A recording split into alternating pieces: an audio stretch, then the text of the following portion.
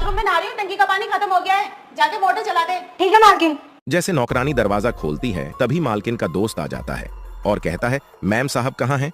नौकरानी कहती है, नहा रहे हैं और आप बैठ जाओ। लड़का बैठ जाता है और कुछ सोचते हुए कहता है, मेरे लिए एक ग्लास पानी ले आओ। तभी लड़का मेम साहब की वीडियो बनाने लगता है और पीछे से नौकरानी लड़के की वीडियो बना लेती हैं। रुकचा बच्चे की वीडियो को लाइक और चैनल को सब्सक्राइब कर और कमेंट में जय माता दी ले। और मेम साहब को दिखा देती है और तभी मैम साहब को गुस्सा आ जाता है और अपने दोस्त को घर से भगा देती हैं।